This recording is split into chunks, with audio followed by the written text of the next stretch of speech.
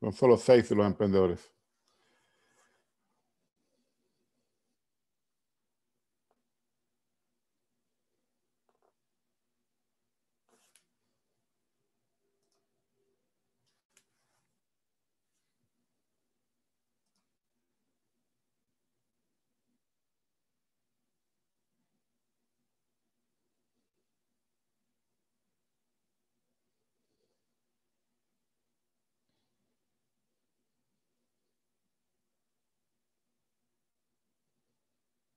Buenos días, buenos días. Hola, buenos días. ¿Qué ¿Cómo tal? están? Bien, bien, todo bien, Fabi. ¿Cómo andamos? Perfecto. Qué bueno que se Eh, conectaron. Fabiola, veo que estás grabando. Sí, ¿podemos grabar o...? Sería bueno, ya que estamos en el módulo de ética, preguntar antes. Es correcto, tienes toda la razón. Ya empezamos con la enseñanza. Eh, Em, chicos, los que se están uniendo y el equipo acá de Vid, Ricardo, ¿podemos tener su autorización de grabar esta sesión?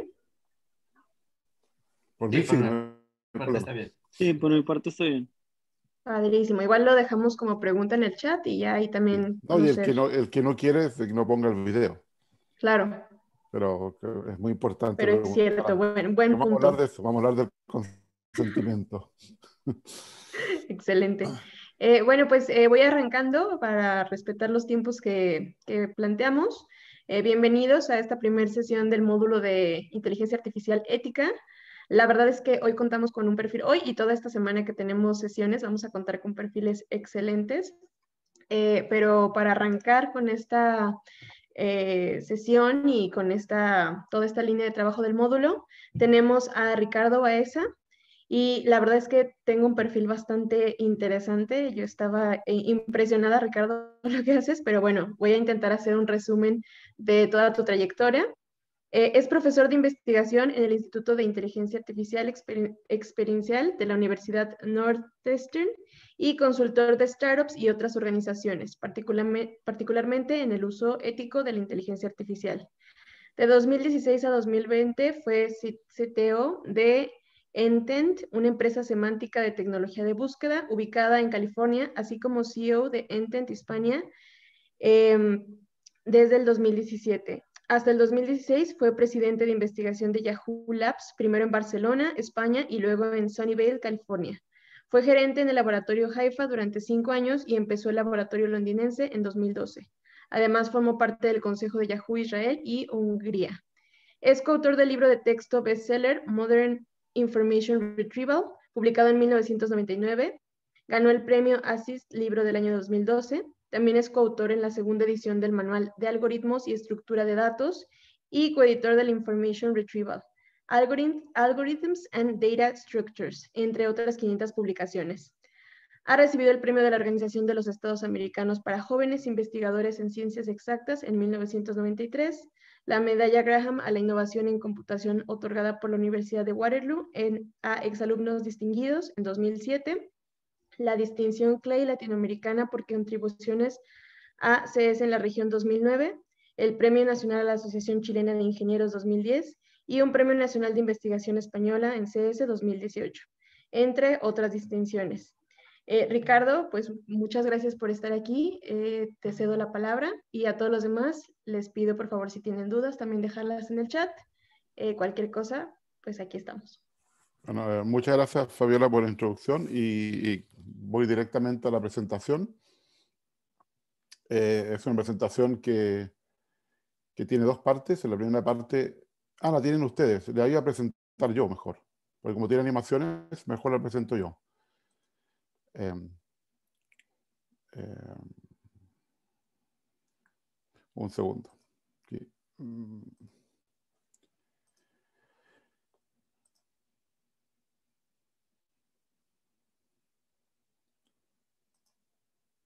¿La están viendo ahí? ¿O están viendo la pantalla de...? Es en modo orador, Ricardo. Ya, es que nunca sé cuál van a mostrar. ¿Ahí? Ya, perfecto. Perfecto, bien. Entonces, como decía, tiene dos partes, pero antes quería explicarle qué es esto del Instituto de Inteligencia Artificial Experiencial, porque puede ser interesante para algunas de las startups, porque estamos buscando cooperación con con proyectos con empresas. Básicamente, creemos que hay dos factores muy importantes para que el uso del aprendizaje automático tenga éxito. Uno es tener siempre una persona involucrada, y vamos a ver después al final que para mí me gustaría tener más la persona en control. Voy a discutir eso más adelante. Pero básicamente, si no tenemos más semántica, más sentido común, más razonamiento en la aplicación, por supuesto vamos a tener problemas de errores, que es lo que voy a explicar a continuación. Y lo segundo, que es una dependencia muy fuerte de los datos, y que muchas veces no es que tengamos mejores algoritmos, sino que solamente tenemos más datos. Y en cierto sentido es un poco fuerza bruta. Siempre podemos agregar más datos para mejorar las soluciones, pero también a veces cuando agregamos más datos, agregamos más ruido y más sesgo. Y esos son los temas que aparecen en la presentación que voy a hacer. Así que si ustedes están interesados, me pueden contactar en forma privada. Mi correo electrónico está disponible en mi sitio web, que es baeza.cl, y es muy fácil contactarme.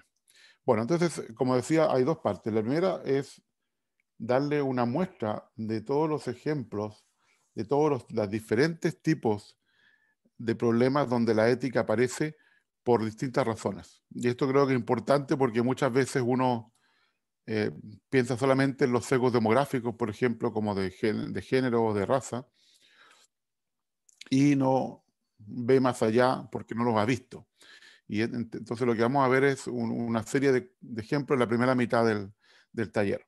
Y en la segunda parte, por supuesto, estos ejemplos tienen un sesgo personal, así que inmediatamente hago la acotación. Y en la segunda parte quiero entrar a 4 temas ya que son más genéricos, que son los que son más complicados en esto.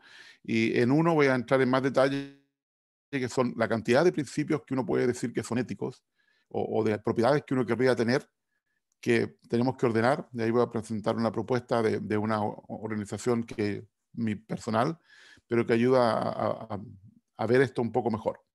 Porque no se necesitan todos, son muchos, pueden ser 30 por lo menos. Y podemos discutir si son principios o no, pero sí son requerimientos de software u otros que son importantes incorporar, o pensarlos al menos. Y luego quiero hablar de diferencias culturales, de regulación, que es el tema legal, que yo creo que sí va a haber una persona que va a hablar más de esto durante el taller. Y finalmente el sesgo más difícil de todos, que es el sesgo cognitivo, que ya voy a explicar exactamente a qué se refiere.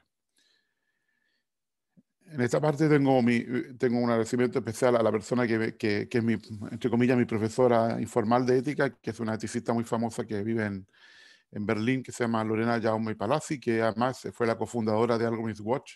Entonces, si conocen Algorithms Watch, que es una de las ONG más importantes de Europa en el tema de decisiones automatizadas.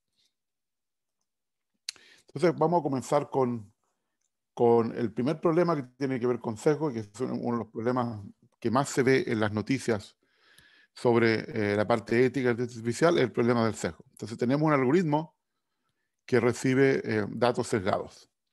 Ahora hay mucha discusión, hay gente que habla de modelos solamente y dice que los modelos no son algoritmos, y eso es cierto, un modelo por sí solo no es un algoritmo, pero un modelo en operación es un algoritmo, porque necesitamos un algoritmo para básicamente ejecutar el modelo y poder usarlo. Así que en realidad esta distinción entre algoritmos y modelos es un poco ficticia. Todos son algoritmos, lo que pasa es que en un caso la mayor parte del algoritmo está codificada en el modelo. Bueno, entonces hay que preguntarse si uno tiene que ser neutral o ser justo.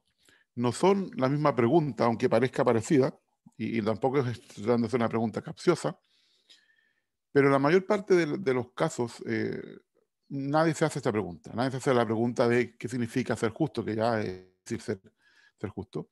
Y la mayor parte del tiempo tenemos algoritmos, sean o no basados en inteligencia artificial. Recuerden que podemos tener esto se aplica a cualquier algoritmo, donde el mismo sesgo sale por el resultado.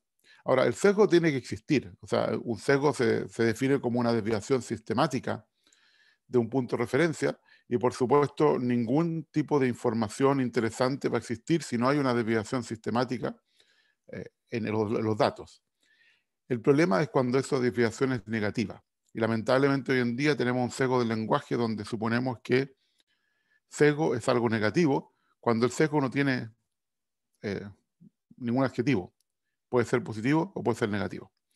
Ahora, parte del problema es que a veces el sesgo se amplifica, y vamos a mostrar un ejemplo de esto, que es un ejemplo que me gusta mucho. El sesgo se amplifica y ahí entonces uno no puede echarle solamente la culpa a los datos. Vamos a discutir si se amplificó, a qué se debe eso.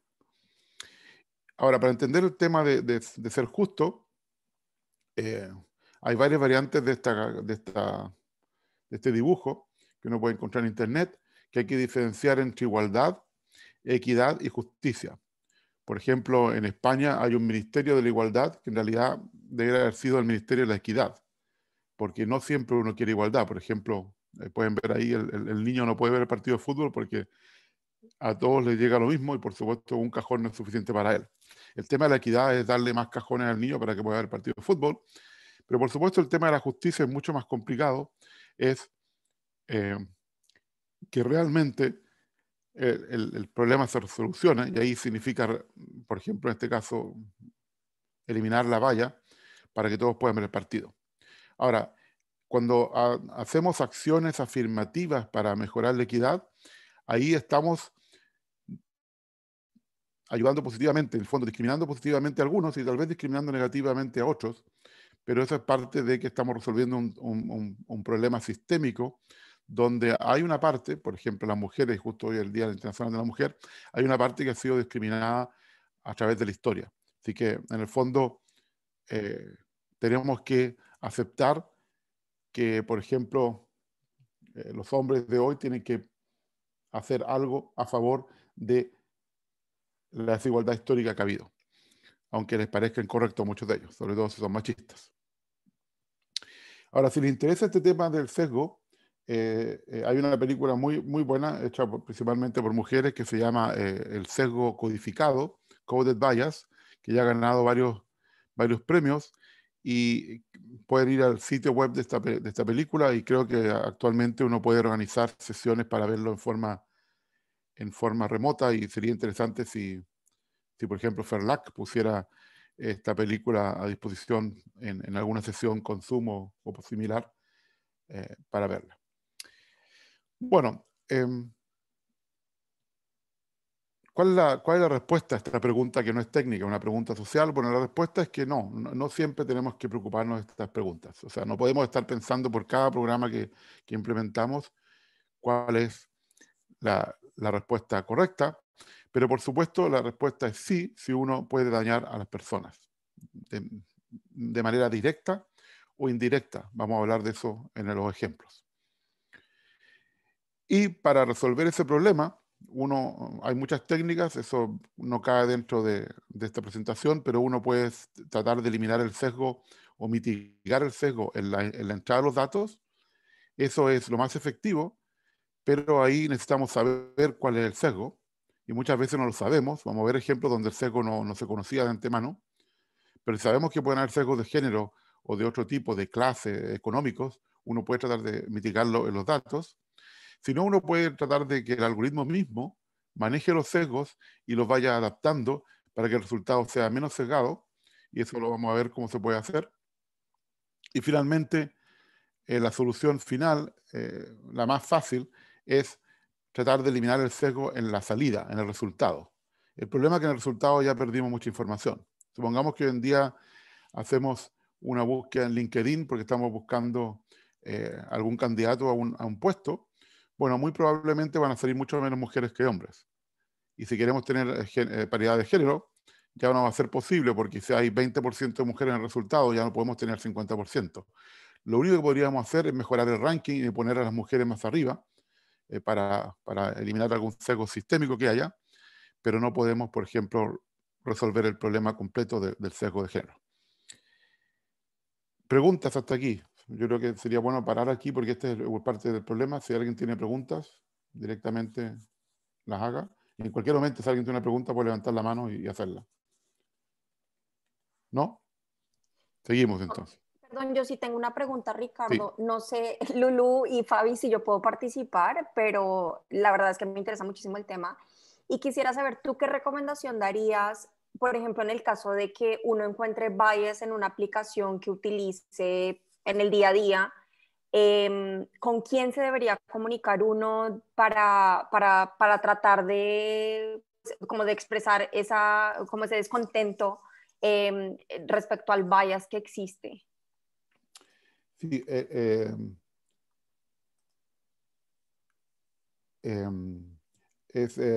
Irene. No, soy Lucía, de Lucía, disculpe. C-Minds. Sí. Hola Lucía. Por eso preguntaba que si puedo participar. No, sí, por supuesto. No, me pasa que como no veo a la gente, pero reconozco la voz. Sí, Reconozco la voz y que no veo nada porque veo solo la presentación. Es un problema de Zoom que aunque uno tenga dos pantallas, podría dejar una para ver a la gente. sí. Pero bueno, ya lo mejorarán. Esa es una muy buena pregunta que tiene que ver con el tema de la gobernanza de la aplicación. Ujú. Y uno debería tener un punto de contacto, lo vamos a hablar cuando veamos en el artículo 20, por ejemplo, como ejemplo, el artículo 22 de la regulación de protección de datos de Europa, donde uno tiene que tener a alguien al que pueda uno reclamar y hacer este tipo de acotaciones. Entonces, por ejemplo, en la mayoría de los casos esa persona no existe porque no es eh, generalmente uno tiene que hacer el contacto normal, que quizás cuántas miles de personas mandan otro tipo de preguntas. Uno debería tener algo así como un ombudsman o ombudswoman que uno pudiera contactar y decir, mira, hay un problema aquí muy grave de sesgo de género, porque por supuesto yo creo que todos los desarrolladores quieren saber eso, y muchas veces, lamentablemente, vamos a ver, los problemas se conocen después, no antes, porque no se hizo nada de trabajo para encontrarlo antes. Pero yo creo que podríamos revisitar esa pregunta al final, porque voy a De hablar acuerdo. de toda la parte de regulación y ahí vamos a tocar ese tema. Perdón, y otra pregunta relacionada a esto es, Sí. bueno, tú tienes justamente como el sistema lo está haciendo alguien, ¿no? Lo está Sí. bueno, desarrollando alguien.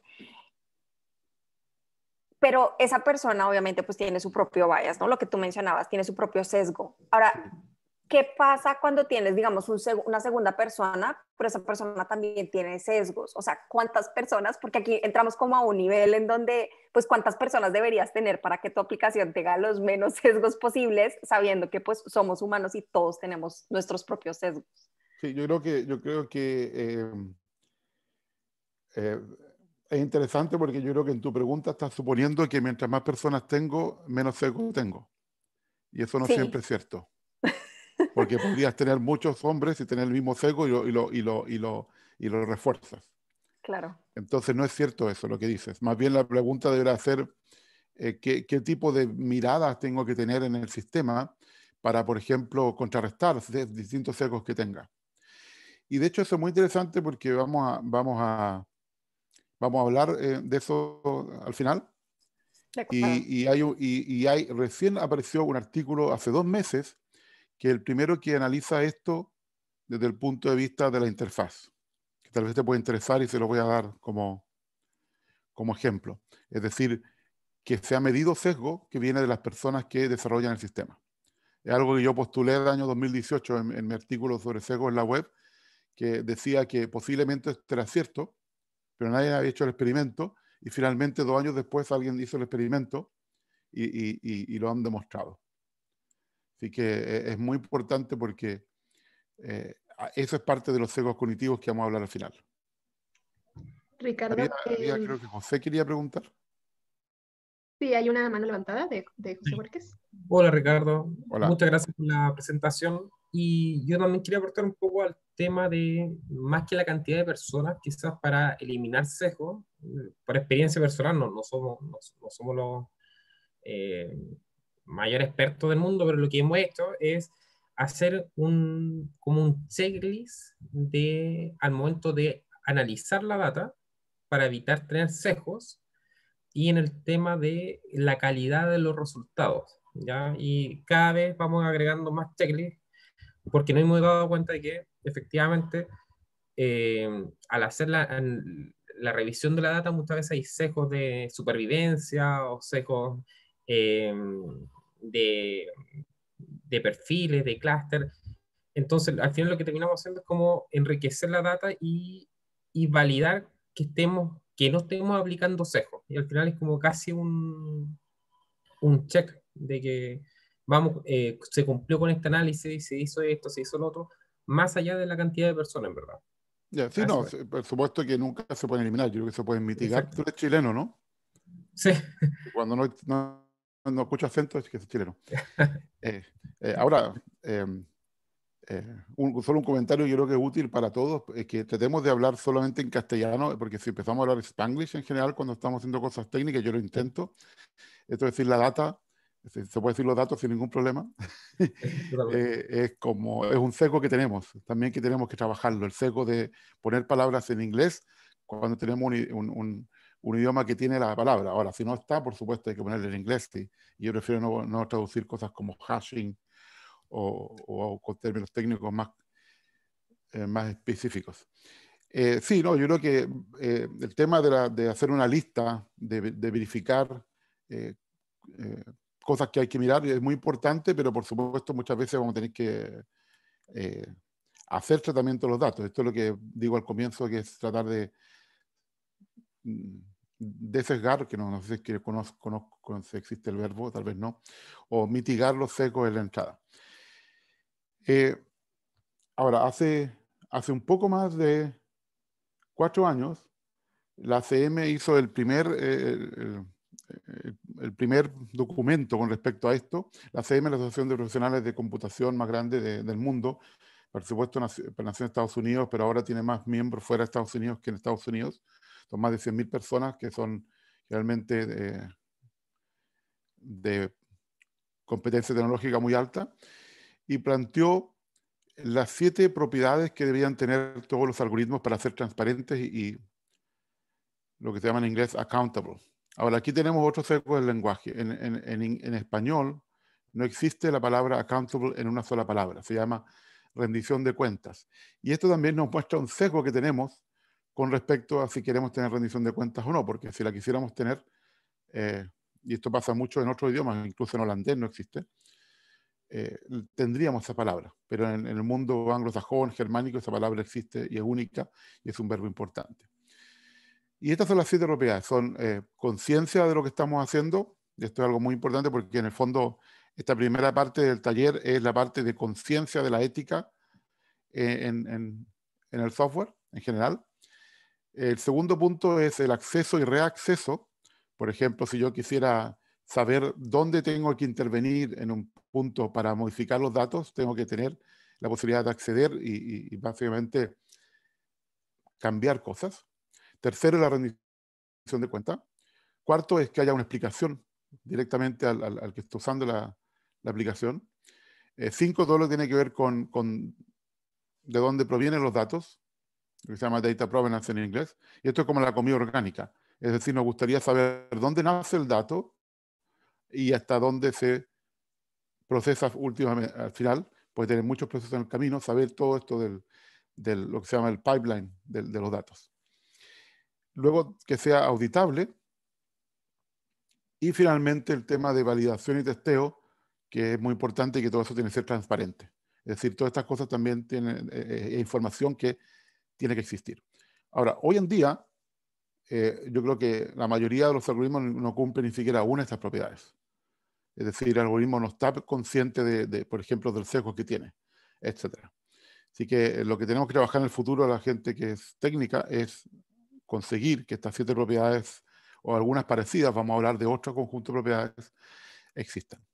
Ahora, muy importante aquí, también yo creo que hay una tendencia a que uno piensa que los sistemas tienen que ser perfectos, pero no, los sistemas nunca van a ser perfectos porque primero aprenden de nosotros y nosotros no somos perfectos. Lo que sí nos gustaría que fueran mejores que nosotros. Por ejemplo, un auto o un carro o un coche, dependiendo de cómo lo digan esta palabra, que es autónomo, seguro que va a ser mucho mejor que los conductores humanos porque no beben alcohol, no miran el celular, no se cansan, etc. por supuesto, hay otros temas que va a haber que resolver en el camino. Entonces, empecemos con ejemplos, muchos ejemplos, voy a ir muy rápido, para que veamos todos los temas éticos que podemos tener. ¿Ya? Por ejemplo, género. El famoso caso de Amazon con selección de currículums que discriminaba a las mujeres, que en este caso un artículo de Cathy O'Neill que escribió uno de los primeros libros de este tema, que es estas armas matemáticas de destrucción masiva. Ya esto hace casi más de 2 años. O, por ejemplo, incluso el 2019, todo el tema del sistema de reconocimiento facial, que, por ejemplo, discriminaban a las personas de color. Y esto es muy interesante, porque aquí hay un tema ético mucho más profundo. Aquí hay un trabajo que solamente se publicó el mes pasado de Raji y Fried, que muestra cómo ha ido avanzando la cantidad de datos que hay en las bases de datos de caras. Vean que el eje vertical es logarítmico, así que esto va creciendo en forma exponencial, y el tiempo, por supuesto, sigue siendo lineal, y pueden ver entonces que tenemos más de 50 millones, el año 2018 habían ya 50 millones de caras en estas bases de datos. No sé si acaban de ver, creo que fue ayer, y por eso no está aquí en la presentación, lo podría haber puesto, donde Facebook ha anunciado que ha recolectado 1.000 millones de caras, 1 billón en inglés, pero no en castellano, 1.000 millones de caras de Instagram. No sé si lo vieron. Bueno, yo no sé quién leyó las condiciones de uso de Instagram para verificar que se podían usar para este fin. Aquí ya tenemos un tema ético. Y incluso si uno estaba diciendo que se podía usar para cualquier fin, seguramente eso está porque se cubren legalmente ese tipo de criterios. Hay un trabajo muy interesante que muestra que en realidad, aunque las personas den su consentimiento, por ejemplo, para estar en una base de datos de caras, eso no permite proteger el consentimiento de todas las personas que no están en esa base de datos, pero que van a ser afectadas por una aplicación que usó esta base de datos para el entrenamiento. Es decir, es la ética de, en realidad, que el que tiene que dar el consentimiento es la persona que está siendo, por ejemplo, discriminada con la aplicación que usó esa base de datos de entrenamiento. Bueno, y más problemático, cuando vemos básicamente cuántas fotos tenían consentimiento explícito para ser usado en este tipo de aplicaciones, pueden ver que en el primer periodo el 100% de las fotos tenían consentimiento explícito. Donde dice photoshoot y colección, son cosas que explícitamente se pidieron el consentimiento. Pero, por ejemplo, toda la parte de búsqueda web, lo que está en verde, nunca se pidió el consentimiento, ¿no? Ya son caras que yo recojo haciendo recolección de datos de la web y nunca pedí el consentimiento a esas personas. Así que aquí hay como una paradoja ética, que básicamente el desarrollo de la tecnología de reconocimiento facial ha sido en base a fotos sin consentimiento. Así que esto hemos llegado a un estado de la tecnología que es muy bueno, todavía hay sesgos, es muy bueno, pero hemos llegado ahí de una forma no ética. Así que esto es como una especie de meta paradoja. Y todos estos sesgos han significado que el año pasado, en junio, tanto Amazon, Microsoft y IBM decidieron no vender más esta tecnología a la policía.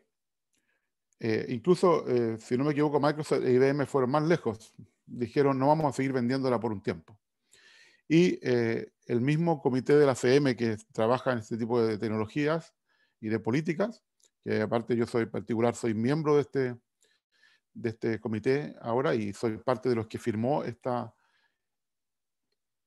petición, que solamente unas 2 semanas después solicitamos que todo el uso se suspenda. Y este artículo que mencioné del consentimiento, en realidad va más allá. Lo que dice que si vamos a usar reconocimiento facial para vigilancia, en realidad eso debería prohibirse. Y por supuesto ya sabemos que en algunos países se usa, y en algunos lugares también se usa.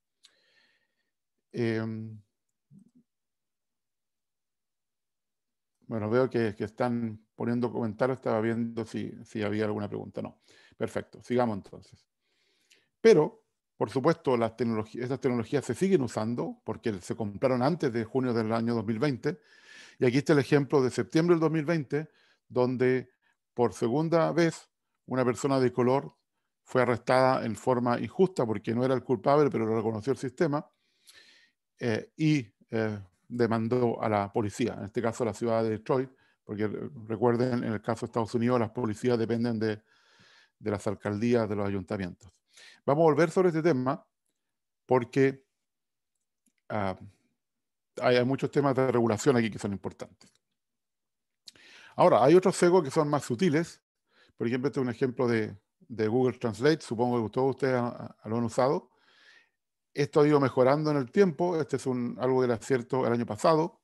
Si yo pongo aquí, escribo, él es una niñera y ella es un doctor, lo traduzco al turco, yo no entiendo nada al turco, lo copio y lo pego y lo traduzco de vuelta al inglés. Lo que escribía era que ella era una niñera y él es un doctor.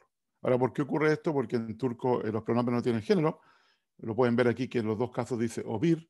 Y entonces, por supuesto, cuando hace la traducción inversa, usa lo más frecuente de los textos con lo que aprendió el sistema. Y eso tiene que ver con los modelos de lenguajes como BERT o GPT-3, que también voy a hablar de ello. Bueno, hoy en día esto lo han corregido y ahora dice que ella es una niñera, que sigue siendo sesgado, pero ella también es un doctor y no sé por qué lo ponen en mayúscula. Y si ponen solamente una frase, por ejemplo, si ponen él es una niñera y traducen solo eso, van a encontrar que por lo menos en ese caso tiene dos resultados. Dice, no sé lo que es, puede ser que sea una niñera, hombre o mujer. Pero vemos que todavía este tema no está resuelto en el tema del lenguaje. Esto es un artículo uno más citado en el tema de sesgo de género, porque es más sutil el problema. Esto fue presentado en Barcelona en Neurips de 2016, cuando todavía se llamaba NIPS. Es otro tema de ética que no vamos a hablar, de los nombres que sería mejor cambiar. Y pueden ver que el estereotipo que se estaba tratando o sea, la información que se estaba tratando de extraer eran analogías masculinas femeninas como reina, rey, hermano, hermana. Esas están correctas, pero pueden ver que la mayoría son sesgadas. Por ejemplo, si ella es una enfermera, él es un cirujano. O si él es una superestrella, ella es una diva. Y todos sabemos que diva tiene algunas connotaciones negativas. Así que hay estereotipos aquí. Ahora, cuando yo vi este resultado el año 2017, me pregunté si la mayoría de los periodistas en Estados Unidos eran hombres, y la respuesta es que sí. Aproximadamente el 60-70% de los periodistas más famosos en Estados Unidos son hombres, pero peor aún, encontré que en las universidades era al revés, el 70% eran mujeres. Así que quiere decir que hay otro sesgo aquí que también tiene que ver con el campo y con el trabajo. Otro trabajo interesante, el 2017, que analiza todo esto, lo que se llaman word embeddings, todos estos mapeos de palabras a espacios multidimensionales muy grandes, típicamente 300 dimensiones.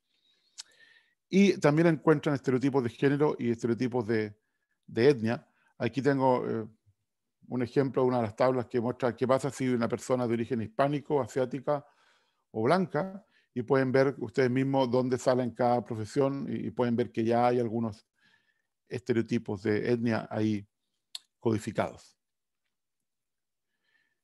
Pero si vamos más allá, en el tema de modelos del lenguaje, ahí tenemos una tabla de cómo han evolucionado los modelos del lenguaje en los últimos 2 años, que se ha pasado desde 340 millones de parámetros a 1,5 billones de parámetros. Y estos son 1,5 billones en castellano. O sea, son 1,5 trillones de parámetros en inglés. Y esto no tiene ningún sentido. O sea, y esto ya nos muestra un problema, porque si el número de parámetros ya se acerca al número de palabras que voy a ocupar, esto tiene muchas posibilidades de hacer lo que se llama en inglés overfitting, o sea, digamos, de calzar a mano todo lo que quiero yo predecir. Y en este trabajo que apareció el mes pasado, bueno, en enero, descubrieron que GPT-3 tenía un sesgo anti-musulmán. Y por ejemplo, aquí hay un ejemplo donde hay que completar un texto, es decir, si uno escribe 2 musulmanes entraron en, y hay posibles formas de completar esa frase, pueden ver que todas son violentas, o sea, todos tienen que ver con terrorismo. Y posiblemente tenga que ver con las noticias que hablan solamente de lo malo y no de lo bueno de los musulmanes, porque gente mala y buena hay en todas partes. Y entonces hay uno solo de ellos que es, digamos, no es violenta. Y cuando analizaron cuántas formas de completar la frase eran violentas, encontraron que en el caso de los musulmanes, el sesgo era 4 veces más que los cristianos y que los sikhs, si los sikhs es una religión del oeste, el noroeste de la India, y también más que los judíos, los budistas y los ateos. Esto es interesante, que esto tal vez mostraría que los budistas y los ateos son los más pacíficos, al menos cuando se describen las noticias, lo que no tiene por qué ser cierto. Pero esto puede ser mucho más complicado, el tema de discriminación. De aquí les muestro algunos ejemplos, como por ejemplo el tema de publicidad en Facebook. Esto fue un análisis que hizo gente de Northeastern, que se han dedicado a hacer auditorías de algoritmos que son públicos, y hay muchas, lo pueden buscar, del grupo de auditoría de computación en Northeastern. O por ejemplo, algo mucho más complicado, este del mes pasado es muy nuevo, lo puse porque es mucho más complicado de saber si es cierto o no. Una compañía de ropa interior acusa a TikTok de eliminar algunos de sus contenidos. O, por ejemplo, la más interesante que ocurrió a comienzos de enero de este año, donde en Bolonia, una corte italiana básicamente decidió que Deliveroo, que es una plataforma de repartir comida como Globo o Uber Eats, había discriminado indirectamente a los repartidores porque le había dado menos trabajo a los que no podían repartir a la hora de la cena, es decir, en la noche. Y era una discriminación indirecta porque la aplicación no había hecho ninguna diferencia de por qué esa persona no repartía comida a esa hora. Por ejemplo, tenía niños que alimentar, tenía una persona dependiente que alimentar. Por último, no quería trabajar a la hora de la cena, y eso es una cosa perfectamente válida, no es un horario de trabajo, etc. Y aunque la multa fue simbólica, sí va a ser un precedente muy importante en el futuro, porque indicó que había discriminación indirecta. Y vean que el sesgo aquí no es un sesgo de género, no es un sesgo de etnia, no es un sesgo nada que sea fácil de ver en los datos. Hay que analizar el algoritmo. Y aquí, por supuesto, ¿cuál es el tema del sesgo? No viene en los datos, viene en la función de optimización del entrenamiento. Es decir, estamos tratando de optimizar cuánto dinero ganamos, y por supuesto el algoritmo va a aprender a darle más tareas a las personas que pueden hacerlo en los horarios que ganan más dinero. Así que digamos, el incentivo es un incentivo natural, pero también en este caso es perverso porque discrimina a estas personas. Hay todo un tema policial. Yo creo que aquí voy más rápido porque no creo que sea tan interesante para ustedes, pero aquí donde la ética es mucho más grave, porque estamos, por ejemplo, el tema de perfilamiento criminal, es como decir Minority Report. Yo voy a predecir si tú vas a cometer un crimen o no. Es completamente no ético, porque te estigmatiza antes de que cometas un crimen. Y por supuesto, no lo voy a cometer, ¿no? Y por ese era el tema de la película, la famosa película del Minority Report. Otro de los problemas que tienen estas aplicaciones es que, por supuesto, los datos mismos están sesgados desde el punto de vista geográfico. Es decir, las denuncias criminales van a ser mayores en los sectores con más criminalidad Y por supuesto también las denuncias de la policía van a ser mayores porque en ese lugar está la policía vigilando. Entonces lo que uno hace es una profecía autocumplida, porque uno genera más datos en las zonas con más criminalidad y va creyendo que tienen más criminalidad que las otras zonas. Así que lo que uno hace es amplificar el sesgo. Tenemos un círculo vicioso aquí. Esto también se usa en España, me voy a saltar esto, pero hay una herramienta en España que lo que hace es incluso un poco peor, que es tratar de ver si las víctimas están mintiendo, por ejemplo, cuando hay denuncias de robos. Y este es un tema de ético que yo creo que pronto va a ir a la corte en España, porque ya un tema parecido en Alemania, que era con un detector de mentiras, fue ya a la corte, porque el Partido Pirata dice que eso no es ético, y creo que tienen razón. Es decir, es muy complicado, por ejemplo, tener un detector de mentiras que se basa en, por ejemplo, la cara de una persona o algo parecido. Otro tema que apareció mucho en noticias del año 2016 y tal vez fue el tema que destapó todo el tema de la ética artificial es este sistema Compass, que lo que hacía era perfilamiento criminal, pero cuando estás en la cárcel, no antes. Es decir, estás en la cárcel, la pregunta es, ¿va a cometer un crimen de nuevo o no? O sea, está por robo, ¿va a robar de nuevo? Y ahí, por supuesto, se encontró, y hay mucha discusión sobre esto, que mucha gente ha hecho este análisis de nuevo. ProPublica encontró que para las personas de color la respuesta era generalmente sí, y tenían que seguir estando en la cárcel, y en cambio era más fácil que un blanco quedara libre. Además, que cometía un error muy grande, por ejemplo, 80% en crímenes violentos, 37% en general, y este tema ya fue a la Corte Suprema en Georgia, por ejemplo, el tema de discriminación por pobreza, y hay otro caso en Wisconsin también por inconsistencia en las predicciones.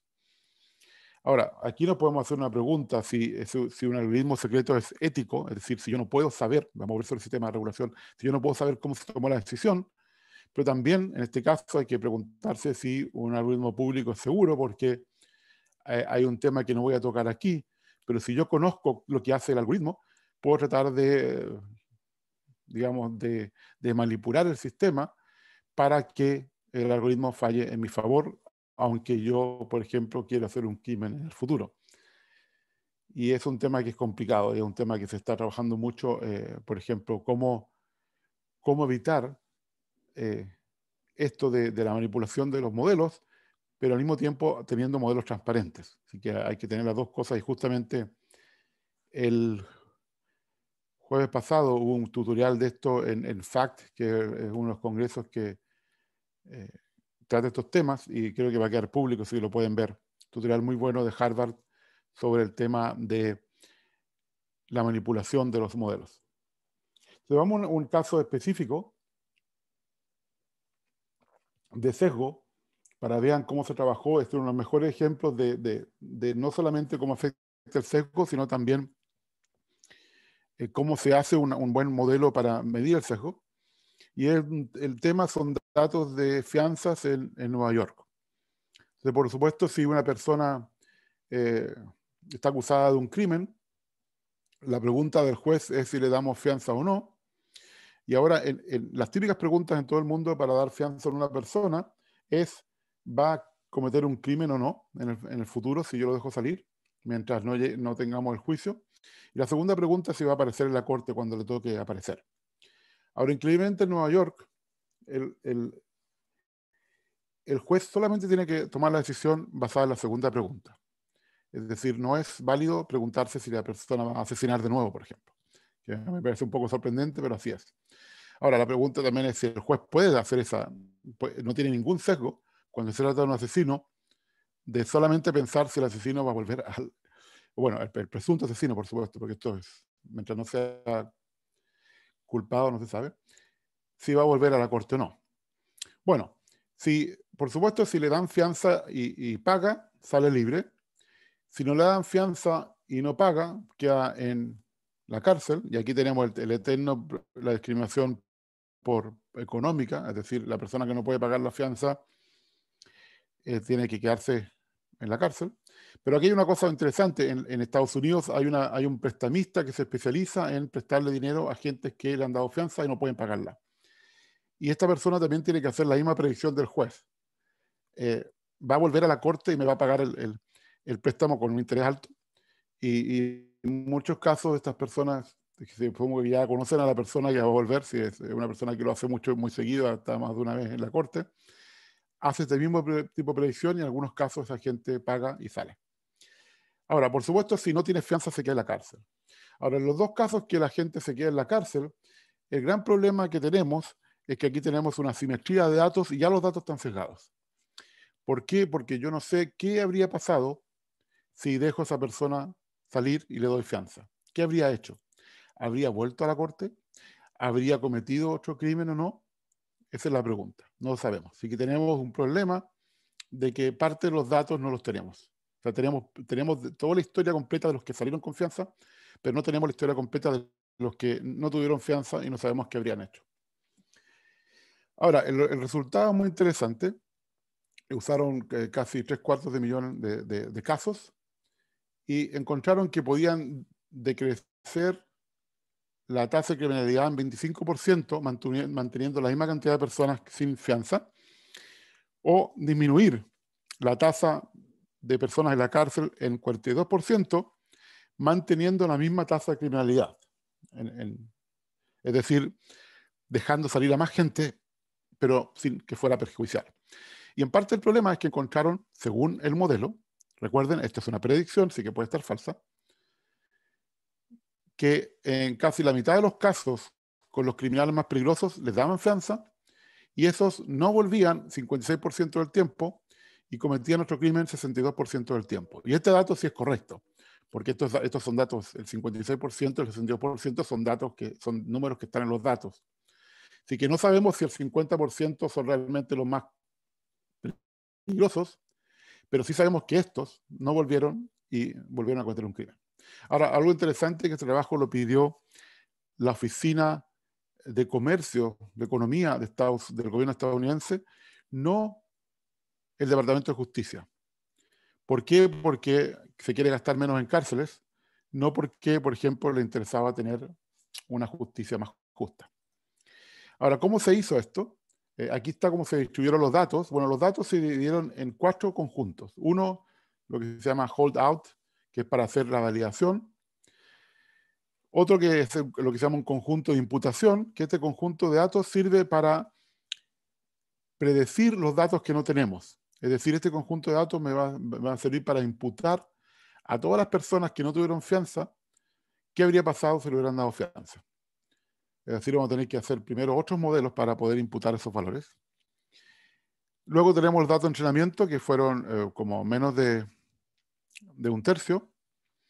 Y finalmente dejaron una gran cantidad de datos, 200.000 de los 760.000, en una caja cerrada para que hubiera una validación posterior que fuera completamente independiente del el entrenamiento. Es decir, esto es lo que se llama una validación a ciegas. Mi algoritmo no ha visto nunca estos datos, nadie los ha visto, y solamente el que va a validar lo va a ver. Así que esto permite hacer el punto 7 de la lista de propiedades de ACM, donde alguien externo podría tomar estos datos y validar el resultado. Bueno, para hacer esto se usaron un tipo especial de árboles de decisión que se llaman los Gradient Boosted Decision Trees. Una propiedad que tienen estos árboles de decisión que no son lineales, así que eso es importante porque los árboles de decisión normales son básicamente decisiones lineales. Así que si los datos son más complicados, tienen una no linealidad, es bueno usar estos árboles. Esto es parte de las ventajas, por ejemplo, de las redes neuronales. Así que una primera elemento importante cuando decidan qué técnica usar, en este caso tenemos que usar, no podemos usar redes neuronales porque no tenemos tantos datos, y también porque queremos tener la posibilidad de interpretar el resultado. Interpretar el resultado significa entender por qué se decidió algo. No es una explicación, pero significa que yo puedo entender por qué se decidió algo. Por ejemplo, sé que estas son las variables más importantes que se tomaron en cuenta para tomar la decisión. la primera cosa que tienen que ustedes ver es si su problema es complicado y creen que algo lineal no les va a servir, entonces tienen que tomar algo no lineal. Entonces ya estamos hablando de que esto descarta un montón de cosas que se usan que son lineales. Ahora, en las características de los datos solamente se usaron de la persona de edad. Ni siquiera se usó el género, que la mayoría son hombres. No se usó nada más, no se usó dirección, nada. Así que, en principio, aquí no hay ninguna variable que tiene que ver con la etnia de la persona. Nada.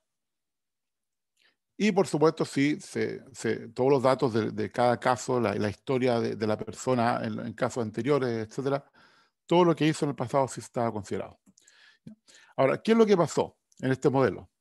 Bueno, en este modelo aquí tengo marcado cuál es el porcentaje de personas de color, de origen hispánico en Nueva York. Esto es el estado de Nueva York, no es la ciudad de Nueva York, es todo el estado, porque en Nueva York sería más alto. Es 18% de color, 13% hispánico, y en total los dos, 32%. Bueno, si analizamos las decisiones de los jueces pueden ver que son racistas, porque el porcentaje de personas de color que ingresa al sistema son 49% y los jueces aumentan eso al 57%. Interesantemente, para los hispánicos eso baja, así que probablemente el color de la piel influye mucho, porque es más parecido a lo que sería la población blanca. Ahora, ¿qué pasó con el algoritmo? Bueno, el algoritmo salió un poco más racista que el juez. Aquí ven que aquí está el 60% sobre el 57%. O sea que amplificó el racismo a las personas de color y amplificó la parte positiva a los hispánicos porque disminuyó, pero en total esto sigue siendo, a las minorías sigue siendo mayor porque aquí tenemos el 90% y aquí tenemos 89%, entonces en los dos también amplificó un poco. Pero lo más importante es esto, que aquí es un 3%, esto es una amplificación significativa. Ahora, igual lo hizo mejor, disminuyó la criminalidad en 25%. Podemos también cambiar el modelo, y esto sería empezar a mitigar el sesgo en el modelo, y por ejemplo, si hacemos que sea igual de racista que el juez menos racista, esto bajaba a un... Perdón, esto es ser igual que la población que entra, 49%, y aquí podemos ver que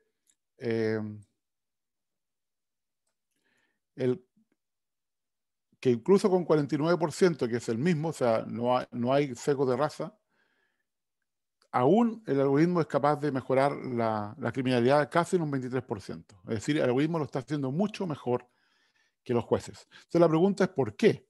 ¿Por qué esto está ocurriendo?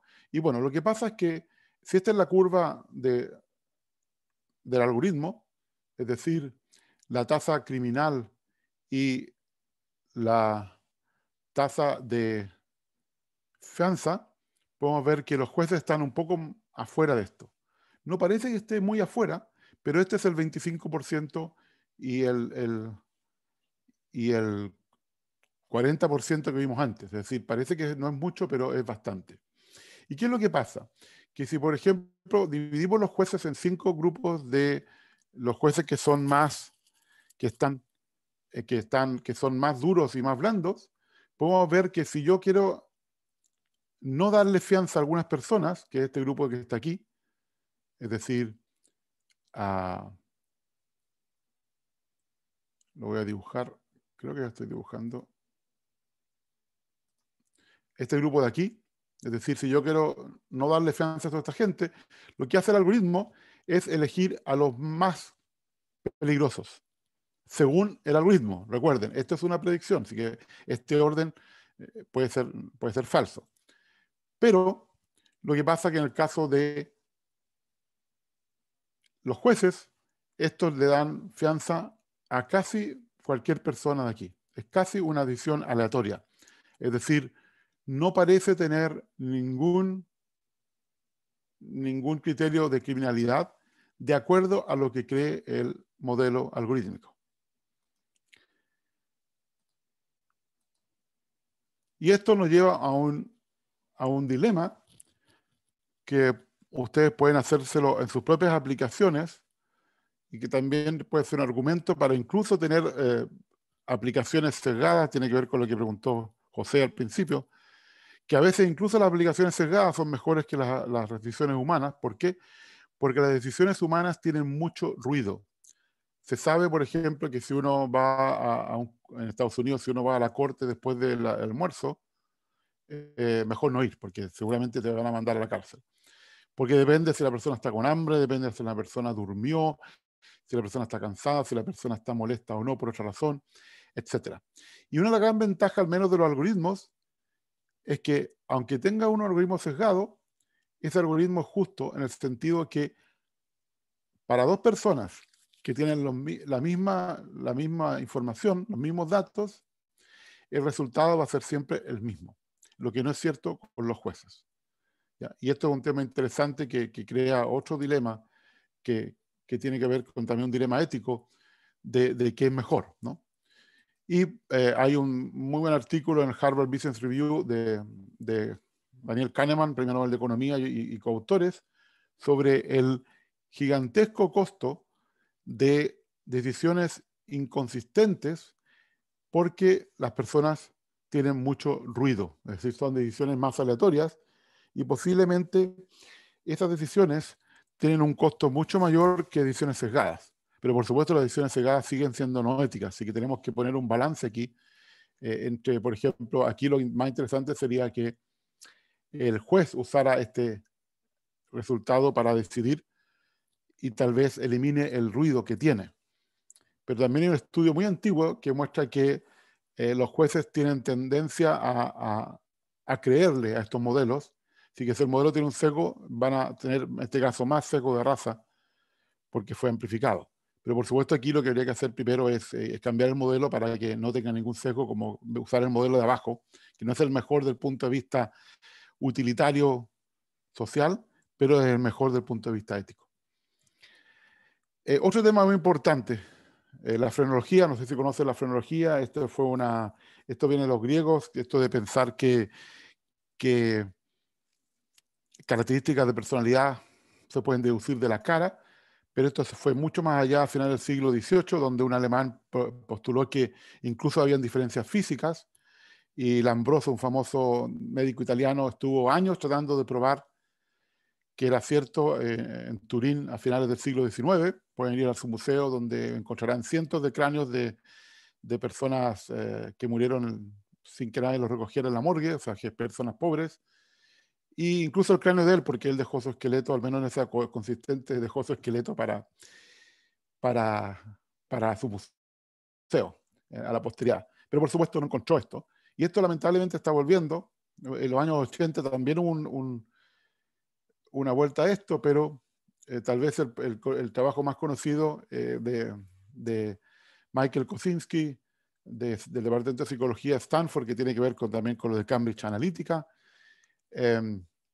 usó caras para predecir la orientación sexual, y esto por supuesto tuvo muy mala prensa y también tuvo muchas críticas de que lo había hecho mal.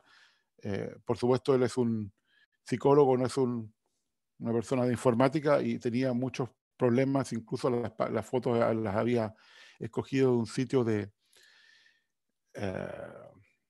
estos sitios para encontrar pareja. Entonces claramente las fotos ya tenían un sesgo porque uno está buscando pareja. Luego, después de esto en China y el año pasado en Estados Unidos, hubo gente que usó caras para predecir también si la persona iba a cometer un crimen o no. Es decir, de nuevo, el perfilamiento criminal, pero ahora con caras. Esto también es de nuevo frenología, porque no hay ninguna cosa causal que diga que si uno tiene, no sé, nariz puntuda es porque es un criminal. Hay muchos estereotipos en eso también, de etnia. Y el último trabajo de Kosinski, que también está causando también mala prensa y que yo creo que va a generar artículos específicos sobre la ética del reconocimiento facial, fue en enero, y tiene que ver con reconocer la orientación política. Es decir, yo te veo tu cara y te digo si eres de izquierda o de derecha, que tampoco tiene ningún sentido. Aunque consigue un 70%, bueno, el 70% puede ser correlaciones espurias o correlaciones con otras cosas que no son la cara, sino, por ejemplo, la forma de peinarse, Por ejemplo, uno podría decir que personas de cierta tendencia tienen el pelo más largo que otras, etcétera, pero realmente de las facciones de la cara, no. Y además también aquí tiene un error, porque esto no es reconocimiento facial, esto es biométrica facial. No se está reconociendo a nadie. Se está usando la biométrica facial de una persona para deducir su orientación política. Así que tampoco entiende cómo se habla de tecnología.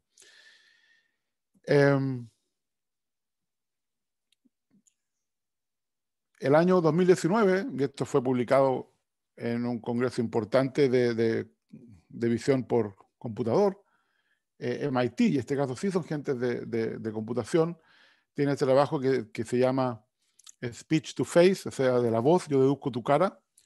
Yo creo que esto tal vez se puede deducir la forma de la boca y tal vez del cuello que tenga que ver con las cuerdas vocales, pero que yo pueda deducir, por ejemplo, el color de tus ojos en base a tu voz, yo creo que eso es imposible, eso también es más frenología.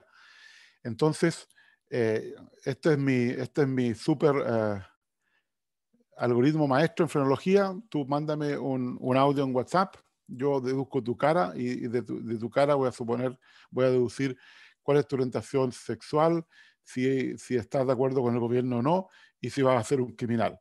Esto no es ético, así que esto debería estar prohibido, pero lamentablemente incluso gente de computación lo está haciendo. Y el trabajo de Kosinski también fue aprobado por el consejo que se llama en inglés el IRB, el que verifica si, por ejemplo, el estudio de usuario se puede usar y se cumplió con la parte ética, pero ven solamente la ética del estudio de usuario, no ven la ética de la aplicación. Y ese es un tema que vamos a volver a tratar aquí.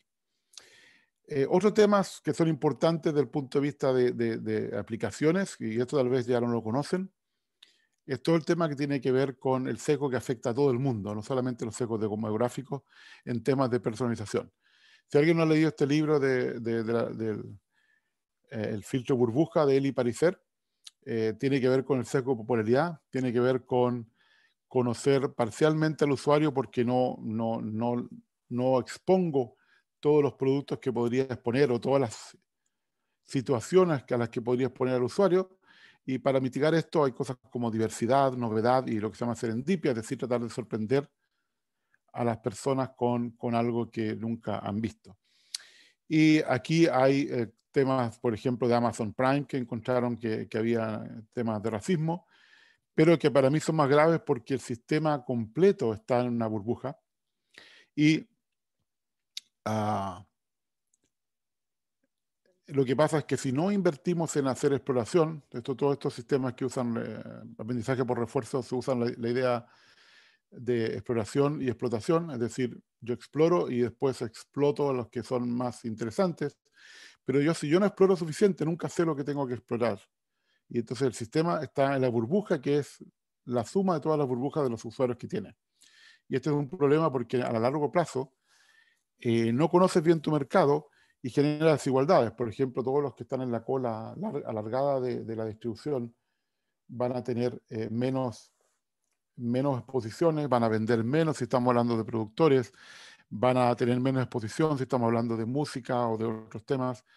Y es decir, tenemos el efecto, lo que se llama el efecto de San Mateo, que los ricos se hacen más ricos y los pobres se hacen más pobres por una cita que hay en la Biblia. Así que el mensaje aquí es que los mercados digitales que no son justos, y recuerden, cualquier app es un mercado digital, es un ecosistema que están creando, son menos estables en el largo plazo. Y el sesgo de exposición es el más peligroso porque no es que no estamos mostrando parte del iceberg a las personas, lo que estamos mostrando es solamente el cubo de hielo que hay en la punta del iceberg, porque cuando uno muestra 3 recomendaciones de 1 millón, es esto, es un cubo de hielo de la punta del iceberg, ¿sí? Que todo el resto no es visible. Así que el sistema está creando este sesgo de exposición y el sistema está creando su futuro. ¿Por qué? Porque ustedes solamente pueden hacer un clic en lo que el sistema les muestra. Así que ya están acotados en lo que pueden escoger. Y esto es, yo creo, el sesgo más importante que afecta a todo el mundo hoy en día, que es el sesgo de exposición en los sistemas que tienen un ciclo de realimentación interactivo. También tenemos el tema de los modelos estúpidos, y aquí es más genérico, por ejemplo, modelos que no pueden entender semántica ambigua, por ejemplo, palabras que significan más de una cosa, o que no pueden entender comportamiento irracional, es decir, piensan que todo el mundo son personas racionales y cuando uno ve la bolsa ve que no lo es, o modelos que son muy sensitivos y no se sabe lo que están aprendiendo. Aquí está esta famosa frase que dijo George Box, un estadístico del siglo XIX: todos los modelos están errados, pero algunos son útiles. Y esto, él estaba hablando de modelos estadísticos, pero bueno, los modelos de inteligencia artificial también son nuestros modelos estadísticos un poco más sofisticados, pero siguen siendo modelos estadísticos que lamentablemente trabajan en función a la correlación y no tanto a la causalidad. Y por lo menos ahora una tendencia ahora de agregar causalidad en los modelos de aprendizaje automático. Un ejemplo de semántica ambigua. Sistema de la bolsa que usan datos de Twitter. Elon Musk dice usen Signal, y una pequeña compañía médica de Texas sube su precio en más del 400% porque el algoritmo no sabía que estaba hablando de una aplicación de chat y pensaba que estaba hablando de esta empresa de medicina, que es la única que tenía un TIC, un acrónimo que era el más parecido a Signal, que pueden ver que se llama CGL, y además el nombre es Signal, así que pensaron, esta es. O, por ejemplo, modelos muy sensibles. Este es un trabajo, como ponen los autores de Japón. Después vamos a dar la presentación con los autores aquí. O si los puse, no. Este es un trabajo japonés de un par de años donde cambian un píxel. Aquí pueden ver que hay un píxel, por ejemplo, aquí en el ciervo, y al cambiar ese píxel, este ciervo se convierte en un avión. Entonces la pregunta es, ¿qué estamos aprendiendo si con un píxel yo cambio a un perro a un gato? Y pueden ver que el nivel de confianza es bastante alto. Así que hay que ver, hay que hacer análisis de sensibilidad y análisis de errores para poder corregir este tipo de problemas. Y aquí tenemos que entender cuáles son las limitaciones de los modelos. Por ejemplo, me gusta este cuento, digamos, fabuloso de Jorge Luis Borges, Funes el Memorioso, donde era una persona que no podía olvidar nada. Entonces, como no podía olvidar nada, no podía abstraer nada. Y hay que recordar que para poder comprender, tenemos que abstraer. Por ejemplo, para reconocer qué animal es este, nosotros hemos abstraído muchas cosas. Ni siquiera necesitamos las orejas de este animal. Estoy seguro que todos ustedes van a predecir qué es este animal que a alguien se le ocurrió sacarle una foto por debajo de una mesa de vidrio. Pero, claramente, si eso se lo pasa a un sistema de reconocimiento de animales, no lo va a conseguir. ¿Por qué? Porque no se puede aprender lo que no está en los datos. Muy importante. Así que ustedes no tienen datos buenos, nunca van a aprender todo. Y lo importante no es la exactitud de la precisión, la calidad de la precisión, sino que es muy importante el impacto de los errores. ¿Por qué? Porque muchas veces los falsos negativos son mucho peores que los falsos positivos. Y en algunas aplicaciones al revés. Pero lo importante es que no tienen el mismo peso. Por ejemplo, detectar una enfermedad. Yo creo que es mucho mejor no equivocarse con una persona que tiene cáncer y decirle a más personas que tienen cáncer que después van a quedar felices después del médico sabiendo que no tienen cáncer, que, por ejemplo, no detectar a una persona con cáncer que esa persona sí puede fallecer, las otras no. Y ese es parte del problema, que muchos de los errores actuales son no humanos, no son errores que cometería un humano, o son errores que son más difíciles que comete un humano, y eso tiene un impacto negativo muy fuerte. Y ahí está el tema de ética. Así que muchas veces no es importante si tengo 90%, 89%, es qué es lo que pasa con el otro 10%, qué pasa con el otro 11% que me equivoco. Y también, si ustedes no están seguros de la predicción, por favor, agreguen en su modelo una etiqueta que sea que el resultado diga no sé. No tiene nada malo decir no sé, esto significa que tienen ética. Es decir, que si no están seguros 80% o más, por ejemplo, la probabilidad de que de la predicción es correcta, tal vez uno debería decir no sé. Y mientras más alto el umbral, más ético va a ser la aplicación. Por supuesto, la exactitud, la calidad de la visión va a bajar, pero muchas veces uno afecta a las personas, hay que hacer esto. Y aquí tenemos también el tema de otro tema que también tiene que ver con ética, que tal vez no les afecte a ustedes, pero tiene que ver con los recursos que usamos para estos algoritmos. De nuevo, aquí tenemos la tabla con la cantidad de parámetros. Y aquí pueden ver una estimación del carbono, el CO2 que se libera cuando uno entrena estos modelos. Por ejemplo, entrenar un transformer con lo que se llama esta búsqueda de arquitectura neuronal es 17 años de la vida promedio de un estadounidense, porque gastan más CO2 que el promedio de los seres humanos en la Tierra. Y ahí serían, en vez de 17 años, sería como la vida completa de una persona en la India, por ejemplo. Y el precio puede llegar a ser $3 millones. Entonces la pregunta es, ¿queremos entrenar un modelo que sabemos que tiene sesgo, por ejemplo, antimusulmán y sesgo de género? ¿Queremos gastar $3 millones cada vez que tenemos un sistema nuevo y que además generamos el CO2 de 17 años de una persona? Esa es una pregunta ética.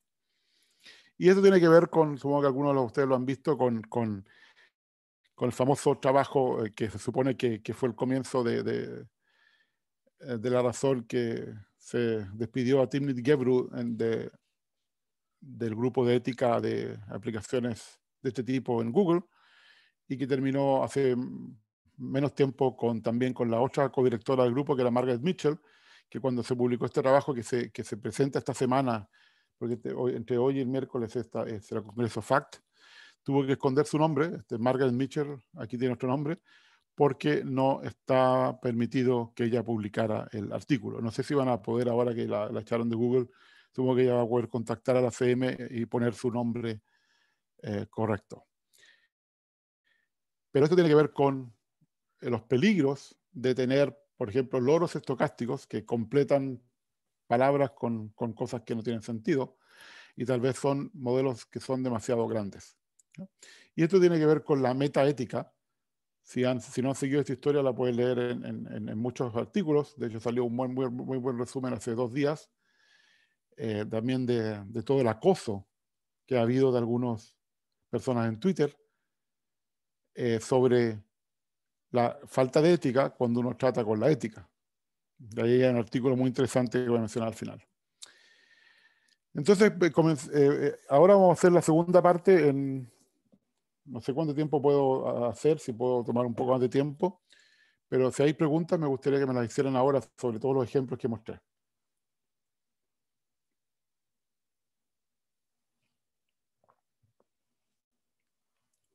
Seguimos entonces con la segunda parte. Aquí voy más rápido.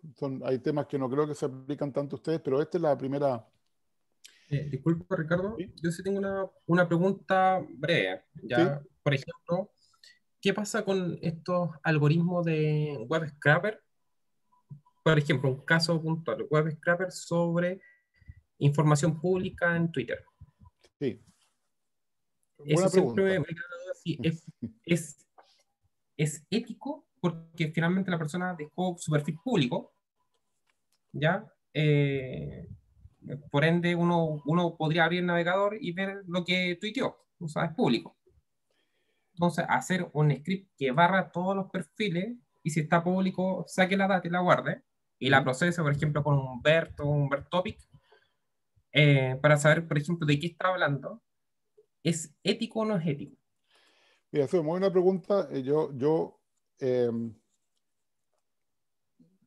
no soy eticista, así que yo creo que al final no es ético, pero estamos en una zona que la respuesta es mucho más complicada. Estamos en la zona gris de ahí, por 2 temas. Es cierto que la persona la puso en forma pública, pero si ves los términos de uso de Twitter, se supone que no puede hacer el scrapping. Así que ya hay un tema ético ahí. De hecho, dice muy claramente para qué fines uno puede usar datos, aunque sean públicos, Twitter. Así que te recomiendo que leas los términos de uso de Twitter, y eso está discutido en algunas partes. Ahora, el otro tema tiene que ver con si la persona te habría dado el consentimiento para que, aunque esos datos sean públicos, los use para una cierta aplicación determinada. Y ese consentimiento no existe. Entonces, en ese sentido, no es ético. Por ejemplo, algo que más me pasa a mí con porque no sé, tú sabes que en Chile pongo muchas cosas sobre el COVID en Chile. Mucha gente usa mis tweets para hacer noticias. Es decir, hacen Sí. una noticia en función de mi tweet. Y me copian el hilo en una noticia. Y ni siquiera se Y no dignan te... de preguntarme si yo estaba de acuerdo con que usaran eso para hacer esa noticia. A mí me parece que no es ético, pero por supuesto no reclamo porque me parece que al menos te están informando cosas que yo creo que son importantes informar. Pero a mí me deberían haber preguntado. Y se lo he dicho a algunos periodistas y me dicen lo mismo que tú. No, pero si lo dejaste público es porque entonces puedo hacer lo que yo quiera con ellos. Pero es muy buena pregunta. Yo creo que ve lo que dice Twitter sobre esto. Sobre Sí, todo en no, el caso de salud. En el caso de salud es más complicado todavía. claro. No, quizá el tema del web scraper no, porque en verdad no, era una forma de sacar la data, porque esto, API, Twitter tiene hasta una API, ya, o sea, y, no, Sí, mal ejemplo, la forma de sí, pero extraer la la data. API también hay condiciones de uso, ¿no? De la API. Sí, sí, sí. Pero Así que hay más que allá del cumplirlas cómo con se eso. extrae la data, me refiero Ya. al procesar esa data, a eso voy. Sí, pero lo que pasa es que yo creo que la pregunta de mejor, lo que te voy a decir mejor, sí, legalmente lo puedes hacer, pero yo creo que no es ético. Ya. Yo creo que esa es la respuesta que todos hay mucha gente que está usando datos de Twitter, así que todo el mundo lo está haciendo. Legalmente se puede hacer. No estoy seguro si se puede hacer, creo que si son datos de salud no se puede hacer en la Comunidad Europea según el GDPR, pero en otro resto del mundo uno podría decir, es legal.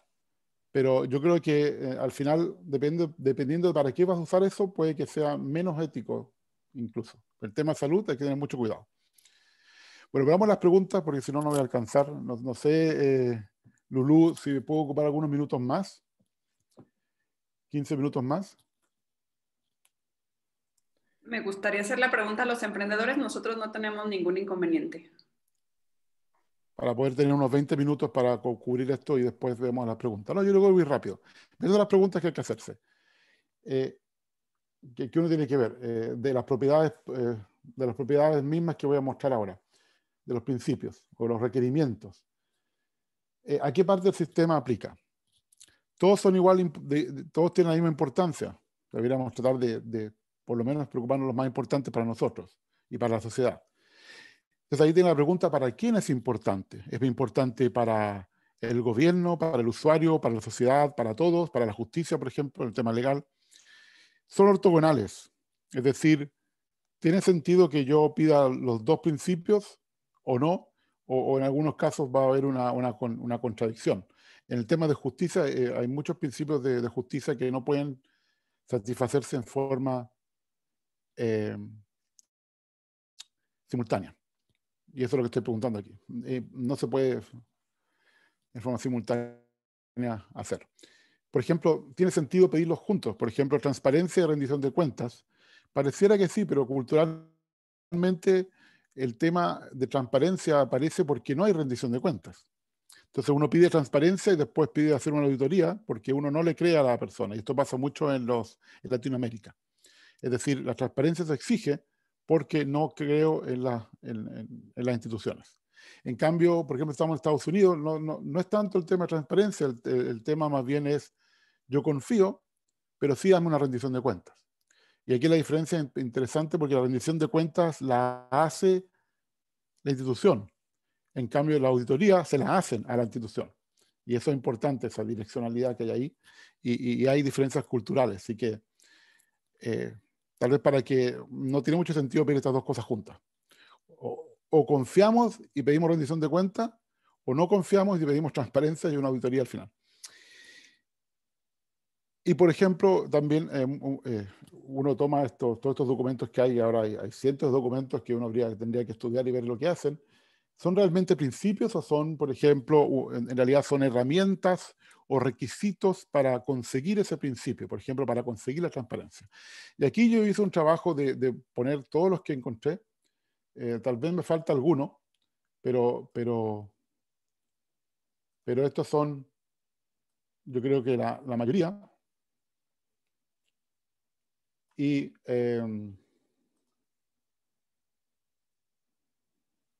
quiero eliminar algo que está aquí que me está... A ver si no lo puedo sacar. Bueno, aquí está la mayoría de las propiedades. Por ejemplo, no las voy a tener tiempo de leerla, pero ustedes la pueden mirar. Y aquí están las que son marqué las 7 de la CM que están en negrita, pero lo que sí puse es una aproximación a cuáles son propiedades que son de los datos, cuáles son de los algoritmos, cuáles son del sistema completo, cuáles son de la gobernanza del sistema, que incluye gobernanza de datos y gobernanza de los modelos, cuáles afectan a la justicia, cuáles afectan a los gobiernos, cuáles afectan a los usuarios y cuáles afectan a la sociedad. Y esto es completamente una opinión personal, lo podemos discutir. No está ni siquiera verificada porque esto es un trabajo que estoy terminando y no está publicado. Pero sí, yo creo que uno las puede organizar. Y esta es mi propia organización personal de las 6 propiedades más importantes que uno podría querer, que son conciencia, todo lo que tiene que ver con de dónde provienen los datos, completitud, que tiene que ver más con el sistema, la usabilidad, que tiene que ver más con el usuario, transparencia, que tiene que ver más con el usuario y la sociedad, y responsabilidad, que tiene que ver ahora con el usuario, la sociedad, el gobierno y la justicia. Entonces, ahí está. Podemos después discutir en las preguntas todos estos temas que están aquí, que son muchos. Son 30 temas distintos. Ahora, en todo un tema cultural que me lo voy a saltar, porque en realidad es un tema que sería importante si ustedes van al mundo musulmán, por ejemplo, donde el tema de la ética y la ley se mira en forma distinta al estándar cristiano. Y hay otras éticas como el sur de África, la ética Ubuntu. Se habían preguntado alguna vez por qué Ubuntu se usaba para Linux. Bueno, viene de aquí, viene de algo muy importante que dice que las personas somos gracias al grupo. Es decir, una persona es una persona a través de otras personas. O sea, no existimos como individuos, y un poco lo que pasa con esta civilización occidental, que es muy individualista, y en otras civilizaciones todo está basado en la comunidad, que es completamente cierto. El tema de identidad, privacidad y protección de datos, muy importante diferenciar privacidad con protección de datos. El tema de la opinión pública y la privacidad colectiva. Por ejemplo, la sutil y delgada línea roja entre la libertad de expresión, donde yo puedo hacer cualquier cosa que no me hayan dicho que está prohibido, respecto, por ejemplo, leyes de protección de datos como GDPR en la Unión Europea, donde yo solo puedo hacer lo que está permitido. Entonces, hay una fricción entre esos dos puntos de vista. ¿Ya? Y está todo el tema de manipulación digital, lo que serían los codazos digitales, digital nudging. Todo el tema de una cosa es ser privado y otra cosa es ser anónimo. Hay que distinguir eso, no es lo mismo. Uno puede tener, por ejemplo, privacidad cero, pero ser anónimo. Es decir, sabes todo de mí, pero no sabes mi nombre. O puedes saber mi nombre, pero no sabes nada de mí. Todo el tema de conciencia, todo el tema de consentimiento, todo el tema de recolección mínima de datos, todo el tema de almacenar los datos al tiempo mínimo, todo tiene que ver con el tema de proporcionalidad y tiene que ver con, por ejemplo, la ley de protección de datos de la Unión Europea. Lo más importante aquí que aparece, el texto original, dice que yo puedo básicamente reclamar la decisión, disputar la decisión. ¿Qué significa esto? Significa que si las personas pueden disputar, entonces, si yo estoy usando aprendizaje automático, tengo que tener interpretabilidad, es decir, tengo que entender por qué ocurre algo. Si yo quiero disputar la decisión, ahí voy a tener que necesitar una explicación. Porque quiero que me digas por qué lo decidiste, y si no estoy de acuerdo, yo voy a tener que poder disputar esa decisión con una persona. Y finalmente, si yo quiero mantener estos sistemas funcionando en el tiempo, tengo que tener validación continua, testeo continua y mantención continua, porque los modelos van cambiando, porque los datos van cambiando, porque las personas van cambiando. Esto no es un mundo estático. ¿Ya? Ahora, ejemplos de esto que se ha usado, ya se está empezando a usar en juicios en la Unión Europea. Ahora, hace poco una demanda contra Uber Eats hace un poco tiempo Uber, pero por ejemplo este caso es muy importante de usar reconocimiento facial en secundarias del sur de Francia. Aquí el juzgado dijo que esto era ilegal porque no tenían la competencia para hacerlo, no tenían el consentimiento y no era una decisión proporcional. Es decir, no se necesitaba usar reconocimiento facial para, por ejemplo, mantener la seguridad de los adolescentes. ¿Ya?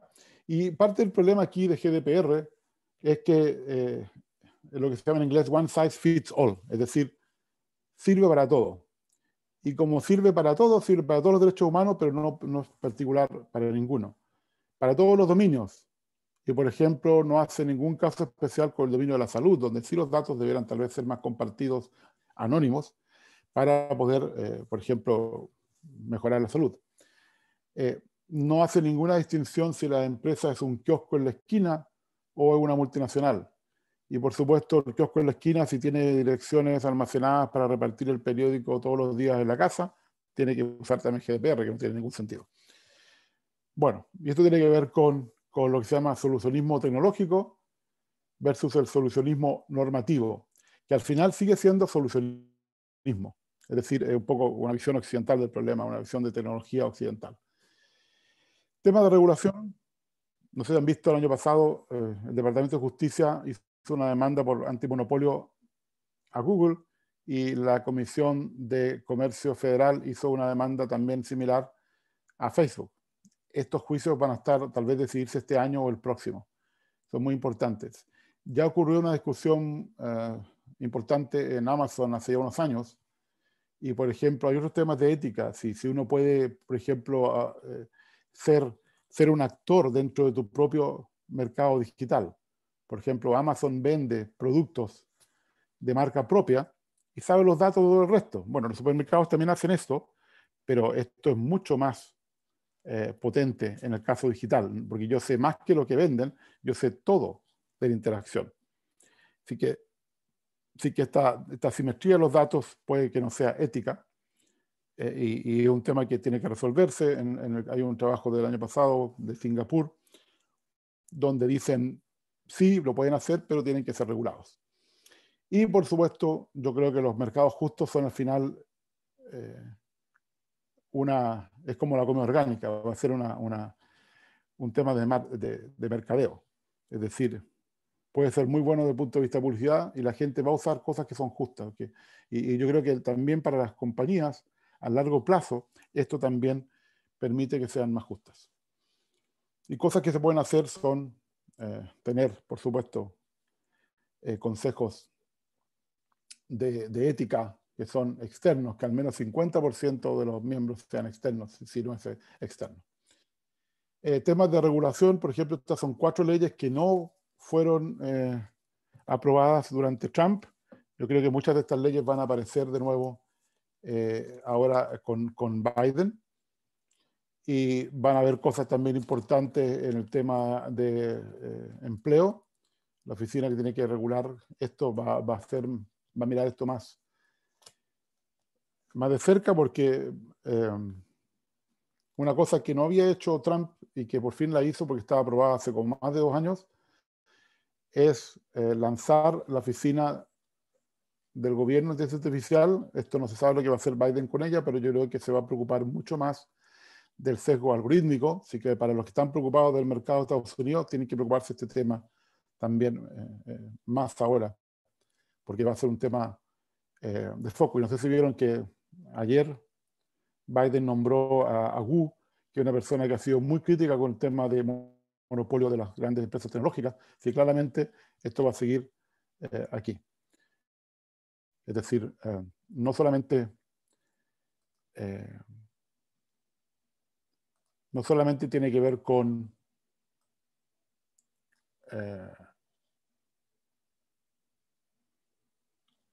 me perdí porque vi una pregunta aquí de Irene. ¿Qué perfiles tenemos que tomar en cuenta para conformar el Consejo de Ética? Es muy buena pregunta. Yo creo que lo más importante es tener un eticista de verdad. No hay muchos, pero generalmente vienen de la filosofía. Si puede ser un eticista tecnológico, mejor. También un perfil de psicología o mejor tal vez sociología.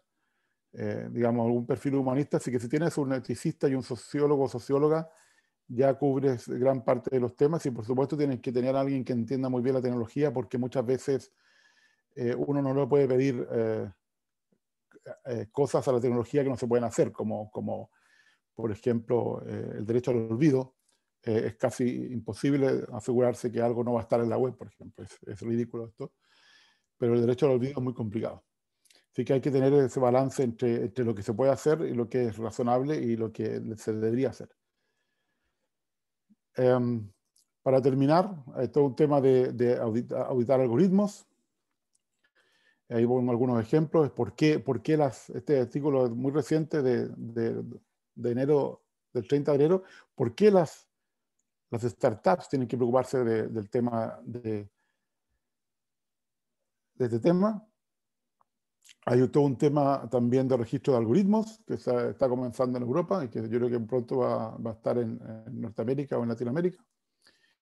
Y aquí tengo una lista de cosas que no deberíamos hacer. Ustedes van a recibir la presentación después, así que lo voy a dejar aquí para que ustedes lo lean después. Todo tiene que ver con sesgos cognitivos y en parte tiene que ver con sesgos cognitivos cuando desarrollamos esto.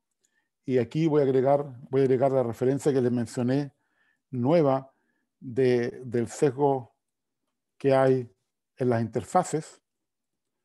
Un estudio que está publicado recién en diciembre sobre el archive, sobre, por ejemplo, si el sistema refleja las características de los que lo diseñan y los codifican, y la respuesta es sí. Y por supuesto en la evaluación tenemos muchos sesgos como escoger el experimento correcto, los datos de test correctos, las métricas correctas y con quién nos comparamos. Sobre todo estamos haciendo algo que queremos que mejorar el estado del arte. Cosas que podemos hacer, yo se los dejo aquí después para que lo lean.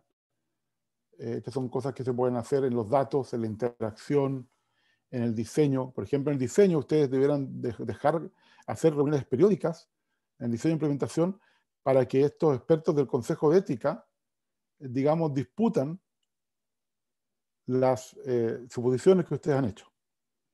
Porque si lo hacemos muy tarde, significa un cambio mucho más brusco, mucho más caro también en la aplicación.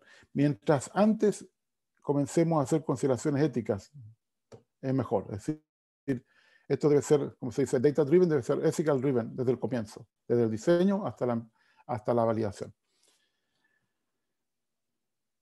Aquí algunas recomendaciones. Diseñar para las personas. Hablamos ya de las limitaciones. Tener un código ética muy importante dentro de la empresa. Tener estos comités de éticas.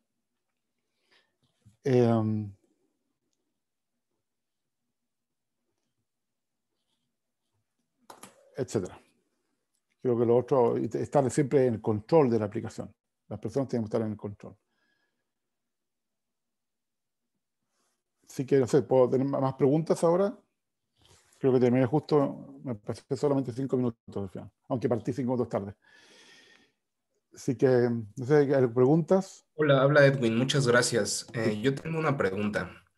No sé si pudieras explicar nuevamente por qué es que no es ético que se utilice un algoritmo para reconocer a una persona en una base de datos de imágenes, como por ejemplo reconocer un criminal en la calle.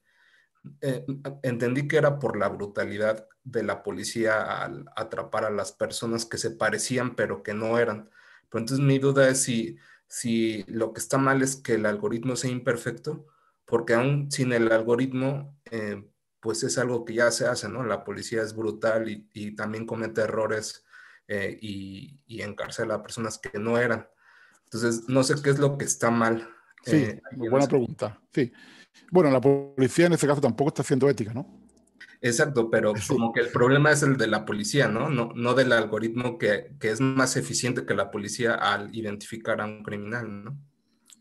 Yo creo que, bueno, ahí eso es lo que tendríamos que discutir. O sea, el problema para mí son los errores que comete. Es decir, aunque sea más eficiente que la policía, y eso por eso lo mencioné, lo importante no es el 95% que reconoce correctamente, lo importante es el 5% que se equivoca. Por ejemplo, si se equivoca mucho más que la policía, que es lo que está pasando, Porque las personas cuando no están seguras dicen no sé. Los modelos siempre generalmente dicen algo, incluso cuando están seguros, por eso lo dije tanto, esto de decir no sé.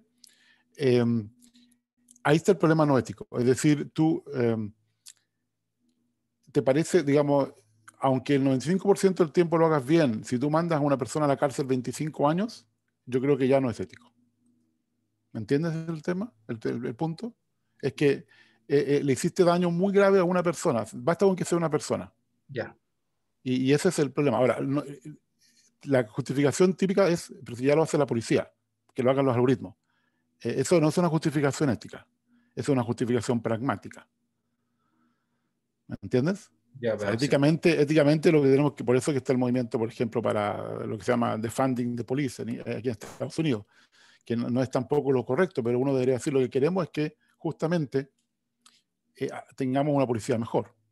De hecho, este es un tema social mucho más grave. De hecho, de casualidad, ayer lo recomiendo, si quieren ver este tema, vi la película Loving, que es que solamente en 1967 la Corte Suprema dijo que el matrimonio era un derecho, y eso permitió por fin en todos los estados que una persona de color se pudiera casar con una persona blanca. Eso fue el año 67, estamos hablando de hace un poquito más de 50 años. Es decir, los cambios han sido muy, muy radicales, pero por supuesto las policías de esos estados eran completamente racistas y siguen siendo racistas. Entonces este es el problema que hay de fondo. Y por eso puse estos dos artículos aquí. Y qué bueno que me hiciste la pregunta, porque ahí dice Hazel Henderson, se pregunta, ¿pueden los algoritmos de inteligencia artificial ser alguna vez éticos, sobre todo si aprenden de las personas? Y bueno, hay un artículo muy interesante en el primer número de la revista de AI and Ethics, que es gratis, lo pueden bajar, en el primer número de enero de este año de Springer, dice, no se puede tener ética de inteligencia artificial si no hay ética. Como diciendo, esto es un problema sistémico. Es decir, si no tenemos gobiernos éticos, olvidémonos de que los algoritmos sean éticos, o sea, da lo mismo. O sea, es como, si hay corrupción, da lo mismo si los algoritmos son corruptos o no. Van a verlo, porque los usuarios son los corruptos también, ¿no? Tu punto es muy válido. También es importante cómo se usa esto, ¿ya? Así que hay dos temas. Uno es el uso, que puede ser no ético, y otro es que el modelo mismo puede ser no ético en el caso porque comete errores muy graves. Pero supongamos que tuviéramos un algoritmo perfecto, reconocimiento facial perfecto. Yo lo podría usar en forma no ética, pero ahí, por supuesto, el culpable no es el algoritmo, sino el culpable es el que está haciendo uso de eso, como pasó, por ejemplo, con la energía nuclear, ¿no? Lanzar una bomba atómica no es ético, pero se hizo 2 veces contra personas, hasta que hubo una moratoria, incluso moratoria de usarla en forma pacífica, porque, por supuesto, eso genera contaminación radioactiva. Entonces, todos son temas que si lo piensas, en los últimos 70 años hemos avanzado mucho, pero son 70 años de cientos de miles de años, digamos, por lo menos de 12.000 años de civilización. Bueno, 8.000 años de civilización. Muchas gracias, Ricardo. Sí, o menos de civilización, no sé, tal vez son 4.000 solamente de que llamamos civilización. Sí, pero son temas complicados. Yo soy un aprendiz de ética, pero tengo buenos profesores, pero también soy de computación, pero trato de interpretar esto. Creo que había no sé si hay otra pregunta. Sí, tenemos la mano levantada de José. Sí. Hola, Ricardo. Mira, tengo una pregunta que desde hace ya un tiempo, nosotros, Termi, hacemos inteligencia artificial sobre detección, ¿no?, temprana de cáncer de mama.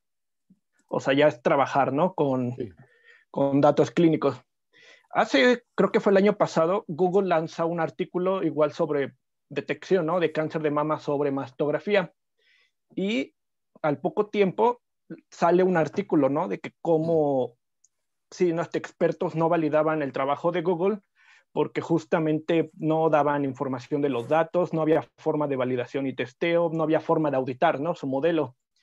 Y aquí mi pregunta es, ¿cómo como que buscar el punto medio entre la ética del modelo, o sea, que tiene que ser validable y testeable por terceros, que sea auditable, y también cómo buscar el punto medio entre la protección de los datos?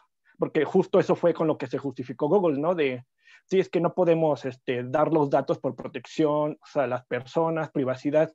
Entonces también, ¿no? Para Termi es un problema que tendremos, ¿no? Que resolver en un futuro. Sí, es una buena pregunta. Yo creo que en el tema de salud es vital ser completamente transparente. Pero ahí también habría que hacer la diferencia entre la parte anónima, es decir, todos los datos son anónimos, pero todos los datos son transparentes. Es decir, yo creo que en datos de salud estos datos deberían ser públicos completamente, pero por supuesto que no hubiera ninguna forma de poder reidentificar a una persona. En los casos de datos de salud, yo creo que esto es una cosa que se puede resolver. En otros datos es mucho más complicado. Pero, por ejemplo, si solamente tuvieras la radiografía, es muy difícil reidentificar a la persona. Pero te basta la radiografía para poder hacer una auditoría del algoritmo. Porque tendrías que hacer tú todo el procesamiento nuevo, pero no tienes ningún metadato de la persona, no tienes nada de temporal, nada que podría indicar de quién es esa radiografía. Pero sí podrías auditar el algoritmo. Así que yo creo que ahí, no sé por qué Google no. Yo creo que parte del tema no es tener ventaja competitiva. Es decir, yo no pongo la base de datos pública porque entonces todo el mundo la puede usar y mejorarme. No tiene nada que ver con ética. Yo creo que tiene que ver con secretos del negocio y con mantener una cierta ventaja. Pero yo creo que en temas de salud deben ser todos públicos. De hecho, por ejemplo, en Cataluña, hay toda una discusión de que los datos de salud deberán tener una ley distinta de privacidad, de protección de datos que el resto de los datos. Y por eso mencioné lo del GDPR, que aplica a todos los datos, aplica lo mismo. Pero si son datos que permiten que, por ejemplo, más gente se mejore o la gente viva más, yo creo que por el bien común, tal vez deberán ser públicos. Sí, porque, bueno, también es un problema eso, esta que mencionó, ¿no? De los datos, por ejemplo, nosotros llevamos 4 años, pero nada más hemos podido conseguir casi 3,000 pacientes, ¿no? Entonces también poner nuestra base de datos pública es casi que cualquier nueva startup o empresa obtenga en un segundo lo que a uno, ¿no? Le costó más años. Entonces... No, por supuesto, en tu caso es suicidarte. No lo puedes hacer. Pero no creo que tenga que ver con un tema, digamos, con un tema... Ahí claramente no lo puedes hacer por un tema que te autodestruyes. Así que hay un tema ético también contigo mismo. Pero desde el punto de vista ético, las grandes empresas, por ejemplo, podrían poner parte de la base de datos pública. O sea, cuando uno tiene 1 millón, pon 100.000 públicos. ¿No? Todavía siguen teniendo ventaja, pero pon algunas cosas, por ejemplo, o pon un test de validación, como el ejemplo que mostré de la justicia, deja un quinto de tus datos para que otra gente valide tus soluciones y verifique y haga una auditoría. Y eso es lo que hizo, por ejemplo, si piensa, eso es lo que fue lo que ProPublica obligó a Compass.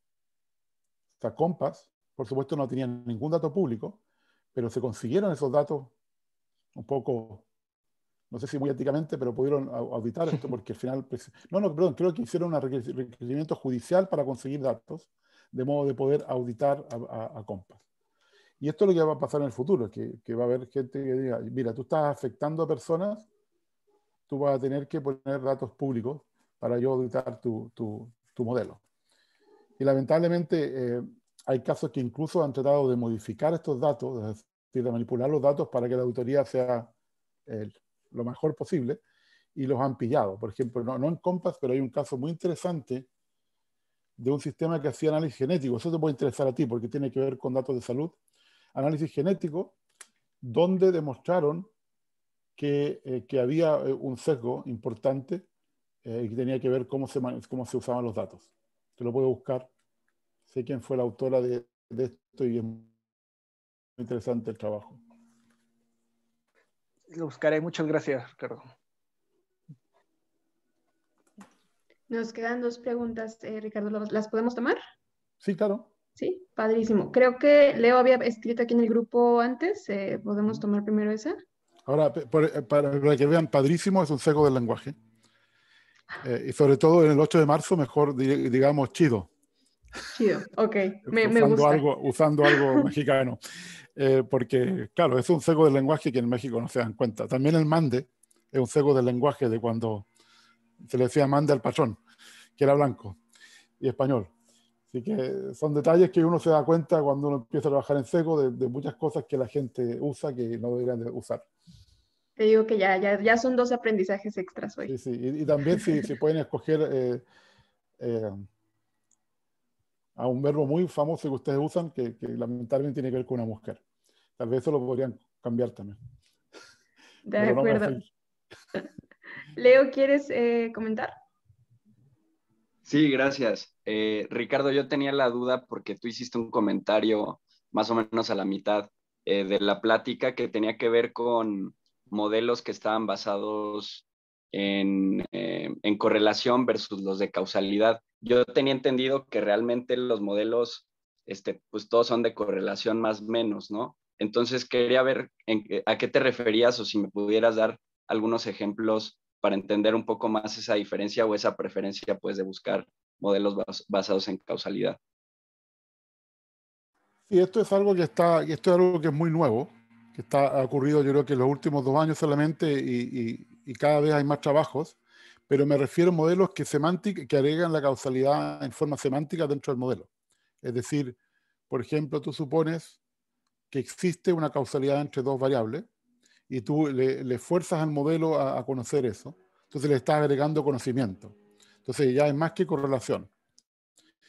Esto es muy interesante porque hay temas que incluso hay causalidades que te cambian los datos. Es decir, por ejemplo, tu propio modelo podría generar un sesgo de cuando etiquetas nuevos datos.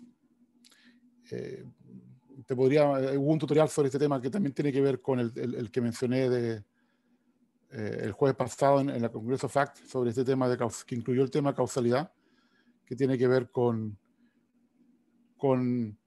la interacción entre los modelos, los datos de las personas que usan los modelos, que al final eso no es independiente. También es más que correlaciones, hay causalidades ahí inherentes. Y hay ejemplos interesantes que algunos son más complicados, pero suponte que tú quisieras decir en temas médicos, los doctores conocen muchas causalidades. Por ejemplo, saben que el color de ojos te puede indicar un cierto tipo de enfermedades. Esas causalidades.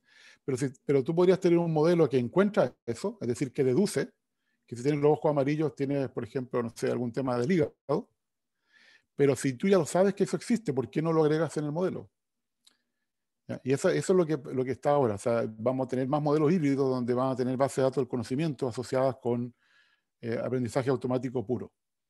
Y esos son los modelos que están apareciendo, que agregan, por ejemplo, capas por ejemplo, en el aprendizaje profundo para agregar esa semántica. Por supuesto, ese modelo va a ser específico a una aplicación donde esa causalidad sea cierta, porque no se puede aplicar ahora a otros casos porque esa causalidad no sea cierta. Pero eso es lo importante, es decir, tratar de incorporar esto. Y si te interesa el tema, te recomiendo que leas el libro del porqué de Judea Pearl. Judea Pearl es un premio Turing que trabajaba mucho en inteligencia artificial en tema de lógica, que es el gran crítico de que lamentablemente en el siglo XIX, es una historia muy interesante, el estadístico dominante, que era el profesor de Pearson, no me acuerdo bien ahora porque Pearson era discípulo de él, todos sabemos la correlación de Pearson, básicamente ganó una batalla política entre los causalistas y los correlacionistas y dijeron correlación es suficiente. Y toda la gente que hacía un poco más estadística bayesiana quedó como de segunda clase. Y realmente hubo gente al principio del siglo XX que intentó de nuevo. Hay un geógrafo muy famoso que intentó de nuevo hacer modelos causales y lo hizo bastante bien. Y también fue, digamos, como un paria para la comunidad. Fue puesto como que algo no valía. Entonces sería bueno porque hay muchos artículos ahora, si busca de Machine Learning y Causality en inglés, vas a encontrar ese tema. Y es muy interesante. Ahora lo que pasa es que no hay ningún libro todavía y no hay ningún trabajo así como que esos trabajos que hacen un estado del arte. Pero yo creo que pronto va a aparecer un trabajo de ese tipo, donde te explican todo eso. Buenísimo, muchas gracias. Gracias, Ricardo. Pedro, ¿quieres intervenir? Sí, gracias. Ya nada más la última. Muchas gracias por la plática, Ricardo. Yo nada más tengo una consulta y es tal vez más pragmática, pero ¿qué le tengo que pedir a una empresa que es mi cliente para asegurarme que si yo integro sus datos a mis modelos, integro sus datos a mis plataformas, ellos ya consideraron toda esta parte ética? Porque para mí lo que está en mi control tal vez sería muy sencillo, pero en nuestro caso que ofrecemos un software como servicio, en algún momento las empresas tienen que venir y nos certifican, nos piden certificaciones y auditorías técnicas, que tengamos antivirus, etcétera, pero no existe este tipo de nivelación. Entonces, hacia allá va mi consulta, a ver si tienes algún consejo. Gracias. Sí, muy buena pregunta. Yo creo que actualmente no existe ningún tipo de requerimientos legales para esto, pero por supuesto ya existen certificaciones que dan empresas privadas. Yo espero que pronto hayan certificaciones a nivel estatal. Por ejemplo, se está trabajando en Malta y en Dinamarca en un sello de inteligencia artificial que incluye esto. El problema es que tienen muchos problemas porque tiene que ver con lo que tú dijiste. Por ejemplo, ¿cómo yo me aseguro que los datos que uso, que vienen de otra empresa, tengan este mismo sello? Y mientras no existe, no se puede pedir. Así que tú tendrías que, yo creo que lo que tú tienes que tener, la única forma de hacerlo hoy en día es que tú en tu contrato tengas una cláusula legal muy fuerte, que si hay algún problema que viene de los datos, la responsabilidad es de ellos. Es decir, que tú no puedes tomar parte de la responsabilidad. Ahora, esto puede pasar como el tema de la vacuna del COVID, que todos los contratos dicen la responsabilidad del gobierno que pone la vacuna, no de los que hacen la vacuna. O sea, se lavan las manos con la responsabilidad, porque todo esto es muy nuevo, entonces no quieren, y ninguna compañía de seguro quiere asegurarlo, porque todo el tema, otro sería un tema de asegurarte tú. Pero también las compañías de seguro no lo hacen actualmente. Ahora, hay una compañía en Europa muy grande que es la que da certificaciones de todo tipo, que va a ser la primera, yo creo que va a dar certificaciones privadas, pero ellos lo pueden hacer porque tienen en su consorcio de empresas, tienen una compañía aseguradora muy grande. No recuerdo ahora el nombre de la compañía, pero si no tienes una espalda muy fuerte que te pueda digamos, rescatar si hay una demanda judicial porque hubo una persona afectada, es un problema. Ahora, me gusta mucho tu pregunta porque algo que debería haber dicho que se me olvidó, que también tienes que preocuparte hacia el otro lado, a las empresas que tú le vendes tu producto si lo usan en forma ética. Porque esa es la primera demanda que va a venir, no es la tuya de los datos. La primera que va a venir es la demanda del que dijo, mira, esta aplicación me perjudicó, y el que te compró la aplicación te va a demandar a ti. Porque quiere lavarse las manos, porque en realidad también no es culpa de ellos. Así que yo me preocuparía más de eso, es decir, tampoco yo creo que te puedes lavarte las manos y poner en el contrato que no eres responsable porque no te la van a comprar. Nadie te va a comprar. Así que entonces lo que tú sí tienes que decirle es decirle, mira, yo me hago responsable, pero aquí en el contrato dice que no puedes usarlo para esto. Y tú veas claramente, pienses muy bien para qué cosas no querrías que sean usadas, porque tú nunca desarrollaste esa aplicación para que se usara en ese contexto. O porque hay en un contexto donde tu aplicación se puede usar, prefieres que no se use por motivos. De acuerdo, muy.